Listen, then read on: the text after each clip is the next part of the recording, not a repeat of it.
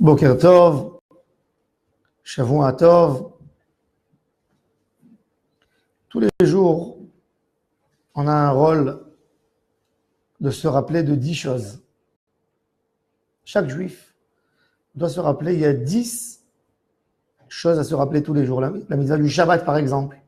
C'est pour ça qu'on dit, avant la fin de la tefila, quand on cite le nombre du jour, aujourd'hui, nous sommes le premier jour de Shabbat. Le deuxième jour de Shabbat, pour se rappeler du Shabbat. Parce que Shabbat, on a Zachor et Shamor, se rappeler du Shabbat.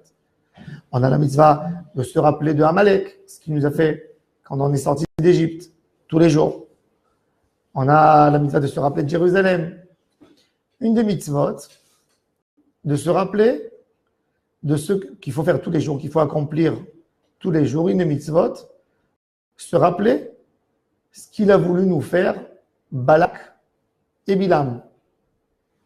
Balak, c'est le roi de Moab. Vous voyez les bénis Israël, ils montent vers Israël, ils sont en Jordanie et ils traversent les montagnes de Moab. On a eu Édom, ensuite Moab, et plus haut c'est Aman. Et les bénis Israël arrivent devant Moab et la région de Midian. Et il dit, les bénis Israël sont là, ils sont arrivés 2,5 millions, 3 millions de personnes. Ils mangent tout ce qu'il y a dans la route, ils prennent tout. Et on risque de perdre notre identité, notre royauté. Il faut lutter contre les bénis Israël, mais nous ne sommes pas assez forts pour lutter contre 3 millions de personnes, dont quelques centaines de milliers de guerriers. Et il se rappelle qu'il y a un prophète, très grand en prophétie, qui habite à Pétora, dans une région, qui est à côté d'un fleuve dans son village, et on va l'appeler pour nous aider avec des forces spirituelles à détruire Am Israël. Détruire le peuple d'Israël par une force spirituelle et pas par des armes.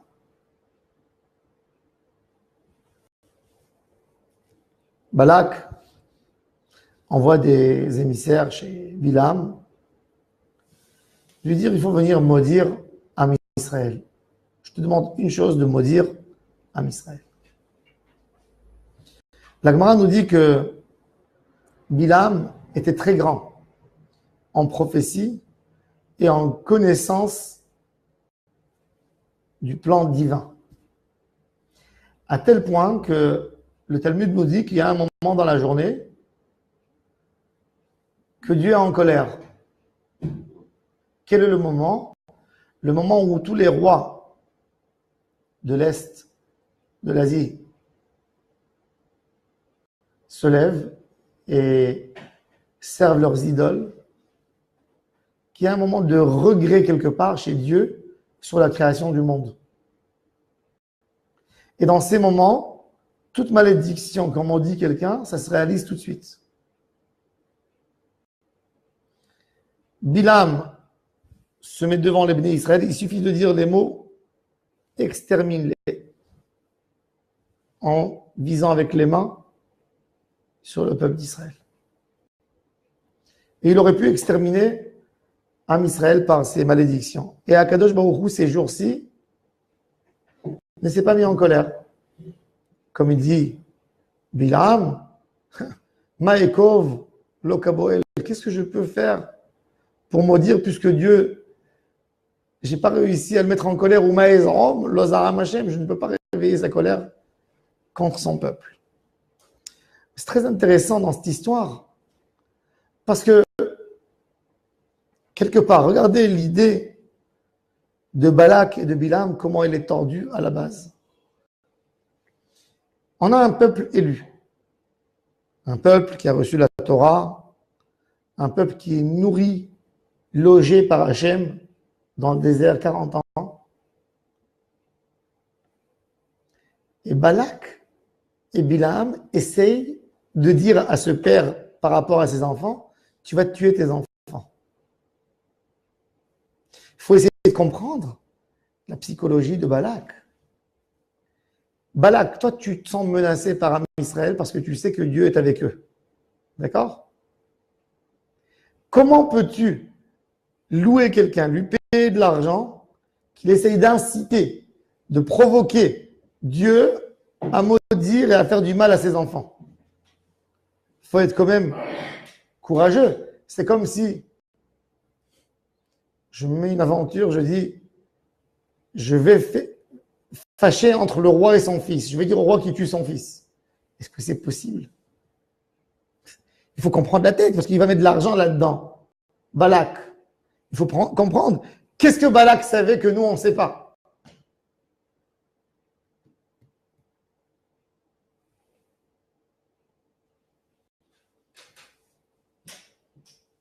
Balak est venu avec beaucoup d'émouna. Balak connaissait la grandeur d'Hachem. Même Bilam connaissait évidemment la grandeur d'Hachem puisque c'était un prophète. Prophète non juif, mais prophète. Et les deux étaient conscients complètement et ils essayent de dire à Dieu, nous, on te donnera une alternative. Nous, on fera mieux que le peuple d'Israël et donc tu peux t'en passer de ce peuple. Et c'est pour ça que chaque fois Balak qui construit des hôtels dans 7 endroits différents et il veut sacrifier 7 sacrifices. Le chiffre 7, il symbolise le summum du monde. Le monde a été créé en 7 jours. Bon, le jour du Shabbat, c'est le jour du repos, mais 7 jours dans la semaine, la vie de l'homme, la vie active, c'est 70 ans d'activité. Dans les cycles des années, on a 7 ans de Shemitah, 7 Shemitot, c'est un jubilé, etc., etc. Balak et Bilam veulent, par leur force, eux, de s'attacher à Dieu pour faire du mal à Am Israël. On nous raconte une histoire, beaucoup plus tard, dans la Bible, il est raconté que un jour l'armée israélienne, à l'époque des rois, elle fait la guerre avec Damas. Elle fait la guerre avec Damas et en pleine guerre, le roi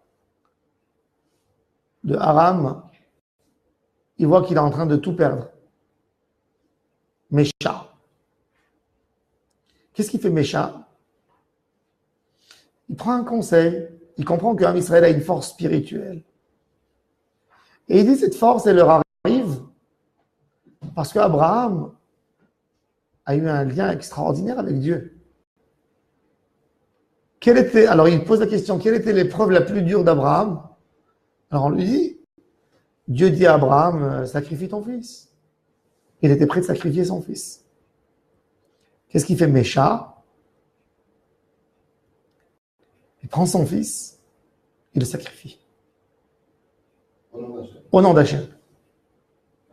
Il dit Abraham ne l'a pas sacrifié, moi je le sacrifie. Et c'est écrit qu'en ce moment, il y a eu une grande colère contre le peuple d'Israël. Il a sacrifié pas que pour gagner la guerre.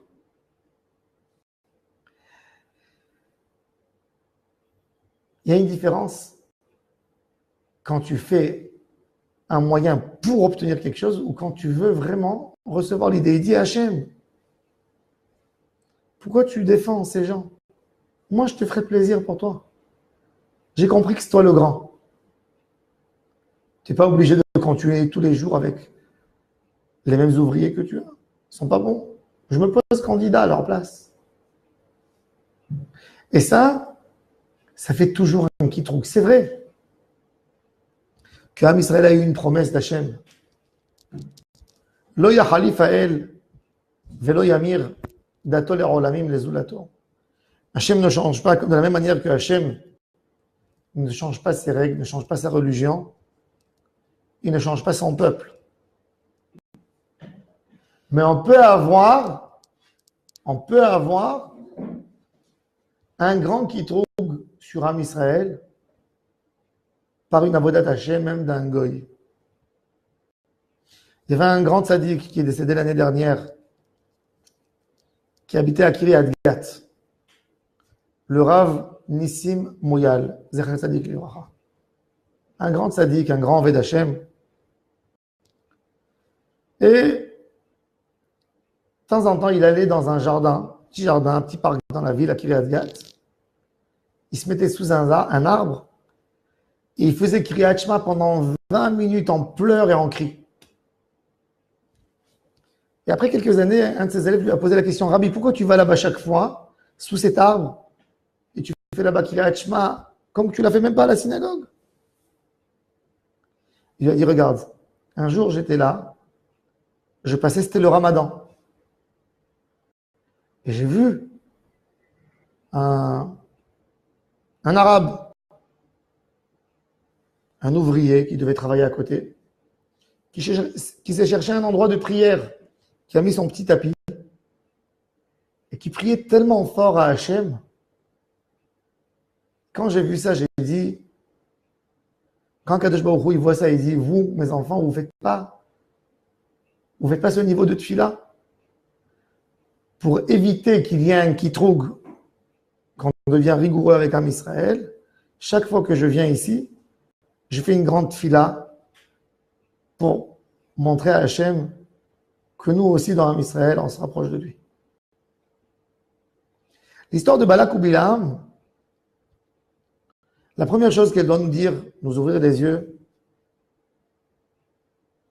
c'est qu'on n'a pas un contrat signé n'importe quoi qu'on fait, Hachem est avec nous. Non. Il n'y a pas de contrat. Avec Hachem, Hachem rapproche tout celui qui veut se rapprocher de lui. Comme il dit Eliyahu Hanavi, dans le livre Tana Deve Eliyahu, il est écrit que chacun qui se rapproche de la Shekhinah, qui veut se rapprocher d'Hachem Yitbarach, Hachem lui éclaire et lui donne sa lumière, même si c'est un goy. Il faut savoir que même un non-juif peut devenir prophète avec sa proximité avec Hachem. La Torah, c'est un livre de loi et un chemin extraordinaire. Comment se rapprocher à notre Créateur. Mais ce n'est pas parce qu'on a reçu ce livre et nos parents l'ont reçu, nos aïeuls, que le contrat, il est à l'infini avec nous et dans tous les cas, peu importe comment on se comporte, Dieu est avec nous. Non. Dieu est avec nous à une condition. Qu'on est là, qu'on le travaille, qu'on fait ce qu'il faut faire comme ce qu'ils ont fait nos parents. Et c'est ça, Balak et Bilam. Ce n'est pas rien que le miracle que Kadosh Baruch Hu nous a fait avec Balak et Bilam. C'est surtout se rappeler que Bilam dit: je peux maudire Am Israël si je cherche des points de faiblesse. Et c'est pour ça que Bilam, à chaque fois, il prenait une autre position sur le camp d'Israël, sur le camp, et il voyait les Hébreux, ils cherchaient les fautes. Il disait: je ne trouve pas. Et quand il a dit: je ne trouve pas les fautes de Am Israël, il est venu, il a donné une idée à Balak, il a dit: Dieu déteste l'adultère, il a dit. Et il faut les faire tomber là-dedans. Et là, Bilam a été piégé. Parce qu'il a fait quelque chose, il a oublié que lui, en fait, il voulait être candidat par rapport à Hachem. Bilam, quand il a vu ce que les Bnei Israël font, de quoi ils se passent pour Hachem, il a dit: ils ont gagné. On n'est pas là, nous. Il a dit: moi, je ne peux pas m'en passer de mes tentations pour Hachem. Mais les Bnei Israël, les Juifs, chez eux à la maison, dans toute leur intimité, Même là-bas, ils gardent toute la volonté d'Hachem. Je ne peux pas trouver. On n'a pas chez nous ça. Donc, ils ont gagné. Mais là, il se retourne et il met devant lui qu'un but pour gagner à Israël, même si c'est contre la volonté d'Hachem. Et il donne cette idée tordue à Balak, fais-les tomber dans l'adultère, dans la Avera. Et c'est pour ça qu'il a perdu sa vie après. Il a été tué par Pinchas. Mais quelque part, le débat pur au début, entre Balak, Bilam et Am Israël, Balak et Bilam, c'est des gens qui viennent pour dire on va lancer notre candidature dans la Kedusha. C'est pour ça d'ailleurs que nous, le matin, quand on commence la prière de Shacharit, qu'est-ce qu'on mentionne avant la prière? Un texte de Bilam. Matovu alecha Yaakov, mishkenotecha Israël. Oh, comme sont beaux tes tentes Yaakov, tes maisons Israël. Balak est venu avec Bilam pour voir où on peut faire tomber Am Israël, pour faire un contrôle. Et Bilam dit oh que c'est merveilleux Am Israël. C'est-à-dire on a eu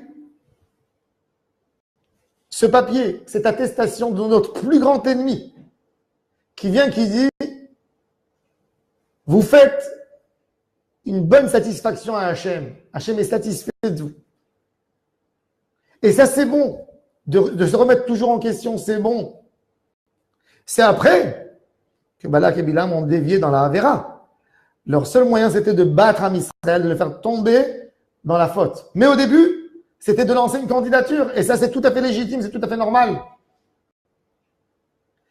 Donc, dans la mitzvah, de se rappeler Maya Hatsu Balak ou Bilam la Asot la Avotenu, les Ma'anda Atitkot Hashem, c'est de se rappeler aussi que n'importe qui peut se rapprocher à Hachem et de savoir est-ce que je suis toujours le bon.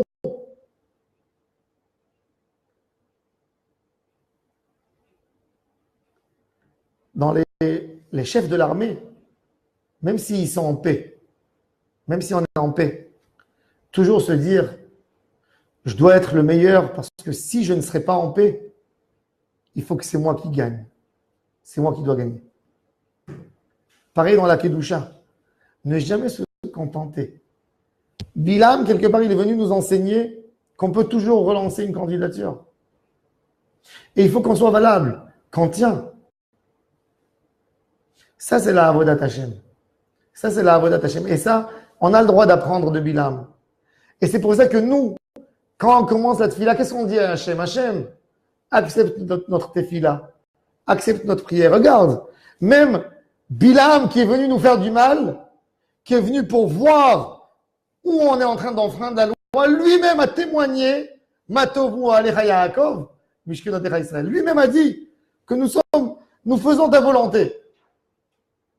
Ça, il faut se rappeler, pas rien que le côté de la guerre et des malédictions. Surtout se rappeler de ce débat qui est toujours ouvert. Demain, il y a quelqu'un qui va venir, un non-juif. Il dit à Hachem, tes enfants, d'ailleurs dans l'idée, il faut savoir que Mohamed, par exemple, dans l'islam, il a lancé un débat contre Am Israël. Qu'est-ce qu'il a dit? Il a dit les juifs, ils font 3 prières par jour. Kippour, ils font 5. Moi, je vais instaurer à tous mes croyants de faire 5 prières par jour. Il a lancé un débat dans la prière, dans la Emouna. Dis-moi, on va s'appeler musulman. Musulman, c'est l'islam, ça veut dire quoi? C'est une Emouna, shlemut. Tu es né comme tu es né. Bon, il y a des choses tendues là-dedans qui t'ont coupé de ne pas avancer, de ne pas évoluer.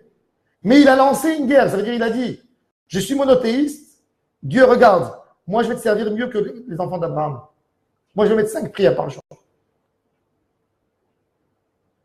On a un débat. Et nous tous, on a envie de se rapprocher d'Hachem. Hachem, il a créé le monde entier. Tout le monde a eu la chance, le potentiel d'être ses enfants. Et à Israël, de père en fils, on continue cette mission de vouloir être des enfants d'Hachem. Mais on n'est pas enfant à tout prix. Ça doit justifier. Il y a quelqu'un qui m'a posé la question, une question terrible. Un enfant qui a été abandonné par son papa. Dès que l'enfant est né, le père a dégagé de la vie de ses enfants. Quand le père était malade, avant de mourir, ça lui a manqué ses enfants et il a fait signe de vie qu'il est là. Et le père est mort. Et le fils vient me demander est-ce que je fais Shiva. Il me dit c'est pas mon père, j'ai rien avec lui. Je l'ai jamais connu de ma vie. Il m'a pas nourri quand il fallait me nourrir. Il m'a pas inscrit à l'école. Il n'était pas là quand j'ai pris un vaccin. Il n'était pas là quand j'ai souffert. Il n'était pas là quand j'ai fait ma bar mitzvah. Il n'était pas là dans mon mariage. Il n'était pas là dans aucun événement de ma vie. C'est très dur. J'ai échappé. Je voulais pas répondre. Écoute, le droit, le fait que tu es là déjà, c'est qu'il a une appartenance quand même dans tes bonheurs, mais j'ai dit fais comme tu comprends. Mais une chose comme ça, si maintenant on dirait le contraire, un enfant que toute sa vie s'est retourné contre son papa, et quand arrive le moment de l'héritage, il vient pour prendre sa partie. En quel droit? Quoi? Que du fait que tu es né par ton papa, tu viens demander? C'est pareil pour nous. Quand on fait Avodat Hashem, est-ce qu'on est là, est-ce qu'on est fils d'Hachem que parce que nous étions les petits-enfants d'Abraham ou parce que nous faisons quelque chose pour être les enfants d'Hachem? C'est ça ce que Balak et Bilam ont fait en lancé. Et Am Israël, quelque part, est sorti plus fort encore. Même après la chose terrible qu'ils ont passée, l'épreuve, ils ont compris que le débat est toujours ouvert jusqu'à la fin des temps. Demain, il va venir un peuple qui va dire « Nous, on va essayer de servir Dieu mieux que les Juifs. » On sera vraiment affronté à un problème. C'est un problème. C'est pas que c'est pas un problème. Toujours, il faut se battre. Toujours, il faut se battre dans la Avodat Hashem. Et ça, c'est pour ça que Balak, il a eu une paracha dans la Torah. Les gens posent la question, comment un homme qui a voulu maudire Am Israël, il a obtenu un titre de paracha à son nom? Balak. Si on aurait dit ça dans des dimensions de publicité, combien un homme aurait mis de l'argent pour être dans le livre le plus célèbre de l'histoire? Des milliards d'exemplaires. Et tu as le nom Balak. Oui. Balak est venu parce que Balak, il voulait dire je ne suis pas moins qu'un Israël. Moi aussi, je veux faire. Moi aussi, je veux servir Hachem. Finalement, il est tombé. Il a vu que c'était trop fort. Il a amené avec lui Bilam pour le guider. Et Bilam lui montre les différences, oui. Différences énormes entre Am Israël et le peuple de Moab. Mais il était là pour demander. Et c'est pour ça qu'il a eu un titre dans la Torah. Donc, savoir que quand on voit quelqu'un qui fait Avodat Hashem, peu importe qui il est, peu importe de quelle religion il est, si c'est fort, si c'est une phrase qui nous rapproche à Hashem, il faut essayer de créer mieux que lui encore. Pour prouver à Hashem que nous sommes les meilleurs et nous sommes vraiment ses enfants dans notre rapport avec lui.